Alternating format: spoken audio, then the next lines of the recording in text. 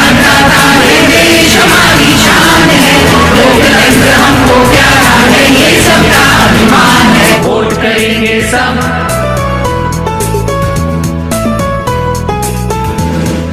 फर्ज हमारा सबसे पहला मत का मतलब जान ले, इसकी ताकत इसकी फितरत अच्छे से पहचान ले। वोट डालना हक है सबका और हमारी शान है, बरस 18 के होने पर पंजीकरण।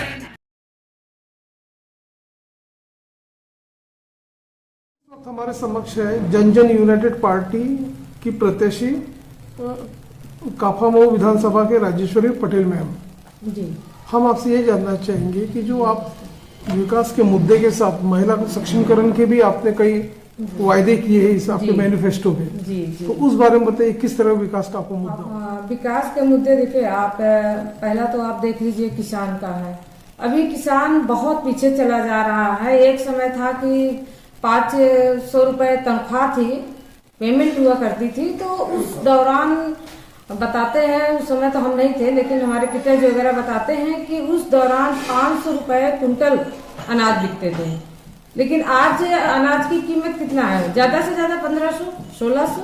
धान की खरीद अभी इन्होंने 1600 रुपए कुछ शायद निर्धारित किया था, लेकिन बिचौलिए के माध्यम से ज्यादा 1200 रुपए 1300 रुपए में गया है। तो हम लोग ये चाहते हैं कि एमएसपी अच्छी दी जाए किसानों को, और किसान का जो रेट है वो बढ़ाया जाए।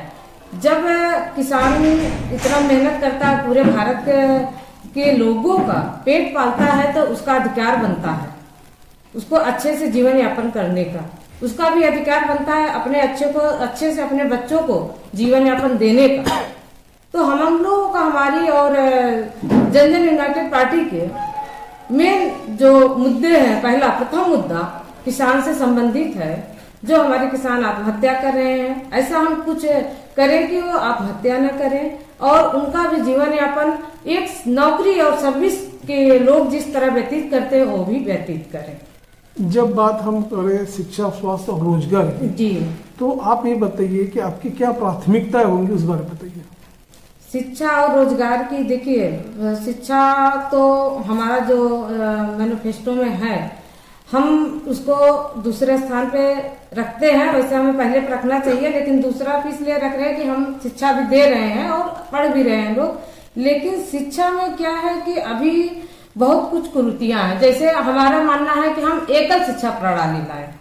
एकल शिक्षा प्रणाली का मतलब है जो हिंदी मीडियम और इंग्लिश मीडियम या और जगह दूसरी भाषा में होता है, तो एक इंग्लिश मीडियम में अगर कर दिया जाए तो हमारे जो किसान के बच्चे, गरीब के बच्चे हैं, जो वो आगे नहीं बढ़ पा रहे हैं। जैसे कंपटीशन होता है तो एनसीईआरटी से क्वेश्चन पूछे जाते हैं, तो वहाँ हमारे जो यूपी बोर्ड के बच्चे हैं फेस नहीं कर पाते हैं। कारण है उनकी इंग्लिश वीक होती है, कमजोर होती है। अगर एकल शिक्षा प्रणाली चलाई जाए तो उसमें हमारे जो बच्चे स्टार्टिंग से ही, शुरू से ही इंग्लिश मीडियम से पढ़ेंगे और अच्छे शिक्षा मिलेगी, तो उनको भी आसानी होगी रोजगार पाने में। और जब शहर के बच्चे या फिर इंग्लिश मीडियम के बच्चे के बीच जाएंगे तो उनको हीन भावना महसूस नहीं होगी और वो नौकरी के लिए आगे बढ़ पाएंगे। कंपटीशन वो भी फाइट कर लेंगे। महिला की सुरक्षा के संदर्भ में आपके क्या मुद्दे रहेंगे, उस बारे में बताइए। महिला की सुरक्षा के मुद्दे पे देखिए, अगर कोई बात होती है तो महिला थाने जाती है। थाने जाती है तो वहाँ पहली बात तो सुनवाई नहीं होती है, वो लौट के जाती है। और आप उदाहरण के तौर पर आप उन्नाव का केस देख लीजिए, वो चक्कर काटती रही, अंत में उसका मर्डर हो गया। और हम लोगों का ये कहना है कि भाई महिला को जो न्याय मिलना चाहिए, अगर महिला जाती है तो उसको से सम्मान, उसकी एफआईआर तुरंत लिखी जाए।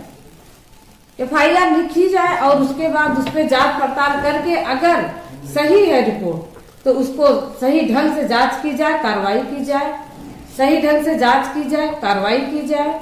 और हमें नहीं कहते कि आप डायरेक्ट कभी, आजकल क्या है, आजकल महिलाओं को जो सुरक्षा दी गई है कानून के माध्यम से, संविधान के माध्यम से, उसका कुछ लोग दुरुपयोग कर रहे हैं। जैसे कहीं बलात्कार के केस में फंसाने का प्रयास करते हैं, उनका अपना मामूली झगड़ा भी होता है पड़ोस का, लेकिन उसकी जांच इसलिए हम चाहते हैं, कई कई जगह सच्चाई भी होती है, सच्चाई का जो है वो सही से निराकरण नहीं हो पाता है। तो मेरी ये कोशिश रहेगी कि हम इतना अच्छा करें कि हमारी महिलाएं जो है उनके साथ जो अत्याचार हो रहे हैं वो ना होने पाए, और महिलाओं को सुरक्षा प्रदान किया जाएगा।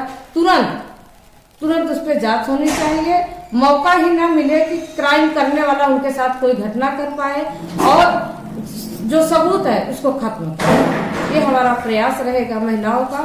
दूसरा प्रयास महिलाओं का शिक्षा का है।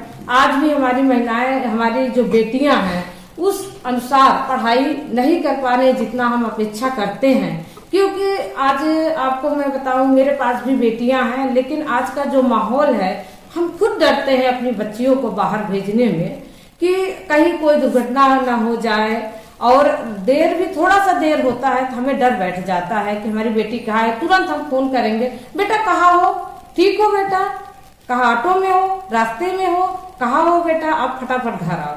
मतलब एक माँ का जो डर है अपनी बच्ची को लेके, वो डर बिल्कुल खत्म हो जाना चाहिए एकदम। जिस तरह से हम अपने बच्चों को लेकर इतना नहीं, बेटों को लेकर नहीं बेफिक्र होते, उसी तरह हम बेटियों को लेकर ना बेफिक्र रहे, ऐसा हम कानून चाहते हैं। उत्तर प्रदेश में हम प्रयास भी करेंगे। जनता आपको क्यों चुन के लाए, क्या एक एजेंडा आपका रहेगा?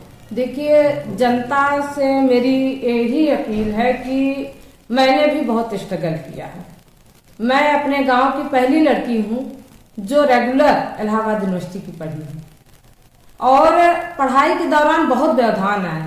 हमारे फादर तो चाहते थे कि ये पढ़े, सुबह बोल के जाते थे कि पढ़ना, स्कूल जाना, लेकिन उनके जाने के बाद जो घर के मेरे और भी परिवार के लोग थे, मेरे दादी थी, मेरे दादा थे, मेरे ताऊ थे, उनका ना, वो नहीं चाहते थे कि हम पढ़ाई करें। कई बार हम महीनों स्कूल नहीं जा पाते थे।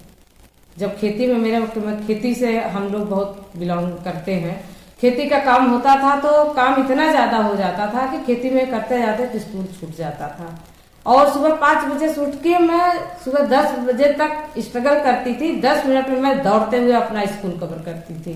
तो आज के समय मैं यही चाहूंगी कि हमारी जो बेटियां हैं और हमारे जो बेटियां हैं, उनके जो गार्जियन हैं, माता पिता हैं, वो अपने बेटी को फुल सपोर्ट करे शिक्षा के लिए। जब तक बेटियां जागरूक नहीं होंगी, जब तक बेटियां अपने पैर पर नहीं खड़ी होंगी, जब तक वो आर्थिक रूप से मजबूत नहीं होंगी, तब तक वो सक्षम नहीं होंगी। इसलिए मेरा निवेदन और प्रार्थना है गार्जियन से कि आप जितना अपने बेटे की पढ़ाई पर फोकस करते हैं, उतनी ही फोकस आप अपनी बेटियों पर कीजिए और उनको आगे बढ़ाने में आप सहयोग दीजिए, ताकि कल आपका भी सहयोग वो कर सके। आप ये उम्मीद मत करिए कि बेटा अगर पढ़ेगा तो ही आपका वो सहयोग करेगा, बेटियां तो दूसरे के घर की हैं, ये कभी आप मन में मत लाइए। आज बेटियां ही माँ बाप का सहारा ज्यादा बन रही हैं। अगर शोध के ऊपर या रिसर्च किया जाए तो ऐसा मिल रहा है। 24 घंटे बिजली और पानी की उपलब्धता सुनिश्चित रहे जी, और ये देखा कि पार्किंग की समस्या भी सही ढंग से सुचारू रूप से शुरू रहे जी। इसके लिए आप क्या ठोस कदम उठाओगे और क्या मतदाताओं को आप एक आश्वासन दोगे? जी देखिए, बिजली का अभी इतना ज्यादा बकाया रहता है। बिजली बिल जैसे छोटे हैं, जैसे हम जैसे नॉर्मल लोग हैं, उनपे तो तुरंत कार्रवाई हो जाती है। बड़े बड़े बिजनेसमैन हैं, उनपे बिजली का बिल कितना भी भार पड़ा रहे माफ भी कर दिया जाता है। उनका जो है अगर बराबर वसूली जैसे आम लोगों से होती रहे तो बिजली में कभी बिजली विभाग को घाटा नहीं पहुंचेगा, पहली बात। दूसरी बात, हमारा प्रयास रहेगा बिजली की रेट हम कम करें, कम से कम करें। किसान जो है आज बिजली का जो रेट ज्यादा होने की वजह से सिंचाई में उनको दिक्कत हो रही है, और घरेलू जो उत्पादन है उसमें भी सुचारू रूप से आज भी गाँव में बिजली की व्यवस्था नहीं हो पा रही है। हमारा प्रयास यही रहेगा कि हम उनको 24 आवर्स लाइट दें और किसी भी तरीके की दिक्कत ना हो। आज किसान, हम गांव में जाते हैं तो किसान कहते हैं रात को लाइट आती है, रात में हम बताइए, हम कई लोगों ने हमसे शिकायत किया, रात को दुनिया सो रही है, हम किसान लोग इतनी ठंड में भी हम पानी खेत में लगा के बैठे हैं और खेत में पड़े हुए हैं। तो ऐसा व्यवस्था होनी चाहिए 24 आवर्स की, कि कभी भी अपने अनुसार, सुविधा अनुसार वो काम कर सके और जो खेती है वो अच्छी से उपज दे सके और उससे पूरे भारत का। राजेश्वरी पटेल, मैं अपने क्षेत्रवासियों से, फाफामऊ विधानसभा के क्षेत्रवासियों से निवेदन करती हूँ कि आपके बीच मैं राजेश्वरी पटेल बहुत स्ट्रगल करके आई हूँ और आज भी कर रही हूँ। मैं आपके लिए ही आई हूँ क्योंकि बहुत कुछ हम लोगों ने झेला है, हमने झेला है, तो मैं नहीं चाहती हूँ कि आप झेलें। तो हमें आपके लिए इस क्षेत्र में आई हूँ, आपसे अपील करती हूँ कि मुझे आप चुने और हमारी पार्टी को आगे बढ़ाएं। तो मैं जितना कुछ बन सकता है मैं आपके लिए करने को तत्पर हूँ और तैयार हूँ। आप सभी से मेरा यही विनम्र निवेदन है। और मैं राजेश्वरी पटेल, फाफामऊ विधानसभा की प्रत्याशी, सभी क्षेत्रवासियों से विनम्र मेरा निवेदन है कि आप लोग चुनाव चिन्ह डस्टबिन पर बटन दबाकर हमें विजयी बनाने का काम करें और जन जन पार्टी को उठाने का काम करें। ये मेरा आप लोगों से अपील है और मेरा जितना भी हो सकेगा मैं आपको सहयोग करूंगी और आपसे मिलती जुलती रहूंगी। आपका भरपूर सहयोग करने के लिए मैं तैयार हूँ। आपसे मेरा यही निवेदन है और प्रार्थना है। जय हिंद।